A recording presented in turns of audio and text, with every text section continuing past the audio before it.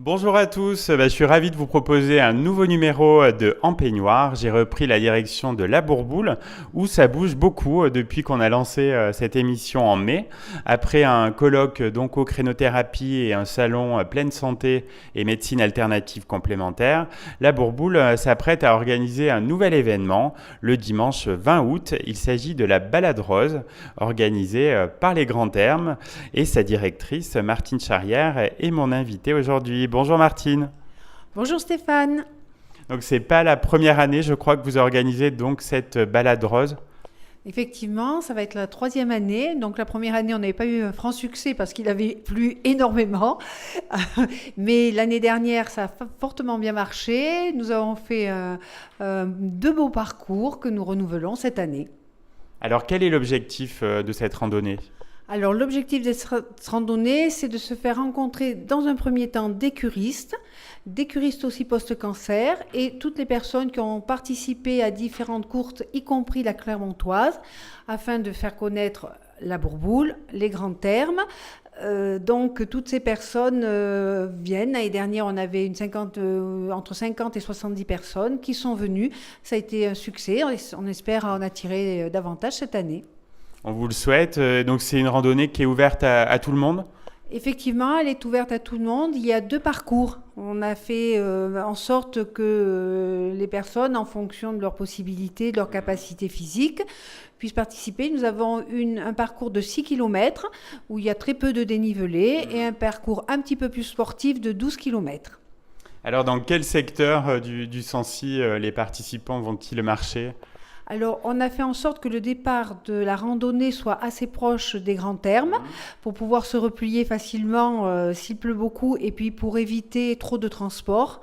Donc, le parcours se fait à la sortie de la Bourboule, le long de la Dordogne, en allant vers Saint-Sauve et puis ensuite on monte vers la Roche des Fées. C'est le parcours le plus court.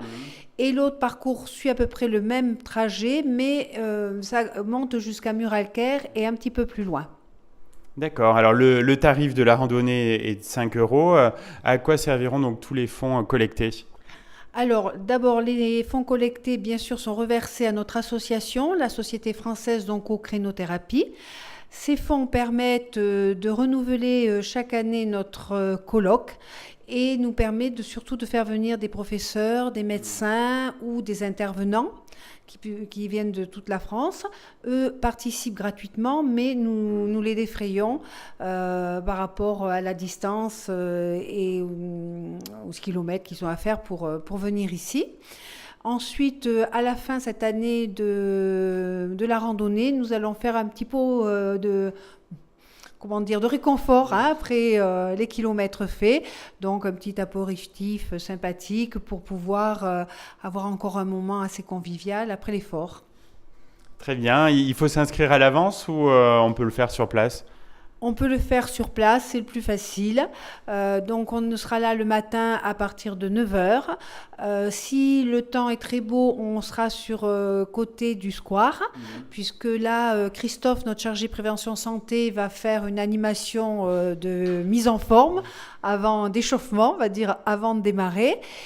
Si le temps est mitigé, on le fera sur l'entrée principale des Grands Termes pour être un petit peu abrité. Il devrait y avoir une ambiance sympathique alors. Oui, oui, c'est une ambiance très sympathique. Il y a des jeunes, des moins jeunes, des enfants. C'est ouvert à tous, donc et tout se passe très bien, dans la joie et la bonne humeur. Merci Martine Charrière donc, pour cette présentation de la balade rose le 20 août à la Bourboule pour une noble cause. Et on va se retrouver donc après une pause musicale pour parler en détail de ce qui vous a amené à organiser cette randonnée, donc vos cures post-cancer. À tout de suite. De retour à la Bourboule, donc avec Martine Charrière, directrice des Grands Termes. On a parlé dans la première partie de l'émission de la Balade Rose que vous organisez le 20 août à la Bourboule. Et cette randonnée donc, découle naturellement des cures post-cancer dermatologiques que vous proposez depuis plusieurs années aux Grands Termes. Donc une cure post-cancer à la Bourboule, ça va permettre donc, de diminuer les conséquences cutanées. Oui, absolument. Donc, nous avons démarré les cures post-cancer en 2012 Et chaque année, nous recevons davantage de personnes. C'est vrai qu'en majorité, ce sont des personnes et des femmes qui ont eu un cancer du sein, mais ça peut être tout type de cancer dès l'instant où il y a des lésions au niveau cutané.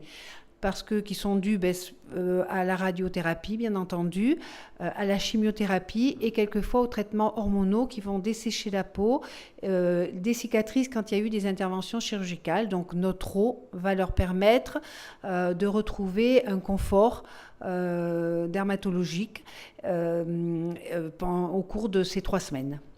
Avec un vrai effet positif sur le bien-être physique et moral aussi. Alors effectivement, sur le bien-être physique, on s'aperçoit que au bout d'une semaine déjà, les curistes sont ravis de voir leur peau se réhydrater. Déjà, c'est important.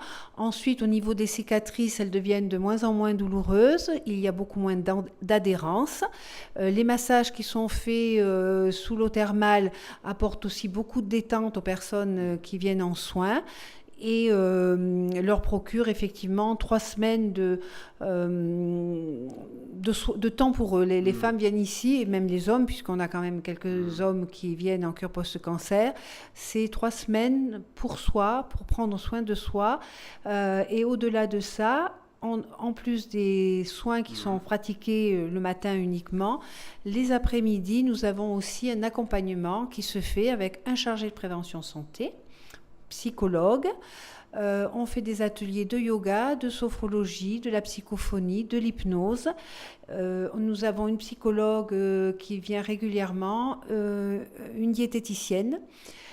Et ça, c'est proposé à nos curistes les après-midi. Et la plupart du temps, toutes les curistes adhèrent à ces propositions pour justement faire un travail sur elles-mêmes, on peut dire aussi, prendre en compte à la fois l'aspect corporel, mais aussi l'aspect psychologique. Dans ce domaine-là, vous avez également une personne qui est à demeure, une socio-esthéticienne, dont le rôle est vraiment très important. Alors effectivement, depuis 2 ans, maintenant nous avons Danielle, donc socio-esthéticienne, qui a suivi une formation à Tours, très importante. À la base, c'est une personne qui venait du milieu hospitalier, donc avait des connaissances par rapport aux maladies, au cancer, et qui a fait cette formation justement pour un accompagnement beaucoup plus précis, beaucoup plus pointu auprès des personnes en cure post-cancer. Donc elle est là. Déjà le lundi pour accueillir ces personnes qui viennent, pour les orienter, les guider, dédramatiser quelquefois les situations, être surtout à leur écoute. Quelquefois, c'est difficile pour une personne qui a été pendant 3 semaines, pendant des mois plutôt, soutenue par la partie médicale et du jour au lendemain se retrouver, c'est l'expression qu'elles emploient, un peu abandonnées, c'est-à-dire les soins sont faits, on leur propose de rentrer chez elles, tout a été fait. Et là, il y a un grand vide qui se produit. Et le fait de venir en cure, ça permet de reprendre un second souffle. Et l'accompagnement de Daniel est très précieux pour récupérer le ressenti de ces dames et répondre à toutes leurs questions. Autour du post-cancer, vous avez différents formats de cure, de différentes durées ? Oui, absolument. Alors bien entendu, nous avons une cure qui est une cure qui est prise par la sécurité sociale et même en ALD, puisque ces dames sont prises en ALD sur les 3 semaines à 100% sur leur cure. Mais nous proposons pour les personnes qui ont beaucoup moins de temps parce qu'elles ont repris une activité ou parce qu'elles sont en profession libérale, des courts séjours qui peuvent aller de 6 à 12 jours. Vous faites naturellement partie des stations thermales d'Auvergne, donc qui proposent le programme PAX, donc programme d'éducation thérapeutique après cancer du sein en milieu thermal. Oui, tout à fait. Nous avons formé le personnel à cette éducation thérapeutique du patient. Donc, nous proposons ce programme pour les cancers après cancer du sein. Et là, nous accueillons sur des sessions, sur 3 à 4 sessions pendant la période thermale, donc de février à novembre. Nous les accueillons sur des séjours de 8 à 10 jours. Il y a un très beau film, Martine, qui circule sur Internet et qui présente justement votre offre autour des cures post-cancer. Donc on peut le visionner sur votre site, sur votre chaîne YouTube ? Oui, absolument. Il est sur notre site. Et sur notre site, il n'y a pas que ce film. D'ailleurs, aussi, il y a d'autres films sur les enfants, sur les autres cures, même sur le bien-être. Mais effectivement, c'est un très, très beau film et il est à la fois très émouvant et très encourageant. On incite nos auditeurs à le visionner. Martine, je sais que vous connaissez bien l'émission, donc vous ne serez pas surprise si je vous demande quand est-ce que vous êtes retrouvée en peignoir pour la dernière fois. Bien, je pense que comme la plupart des gens, en peignoir le matin après mon bain et peut-être prochainement lors d'une cure parce que moi aussi je veux profiter des bienfaits de l'eau thermale de la Bourboule. Vous avez raison. Merci Martine d'avoir répondu à toutes mes questions. Je vous dis à très bientôt dans Peignoir. Merci Stéphane, à très bientôt, au revoir.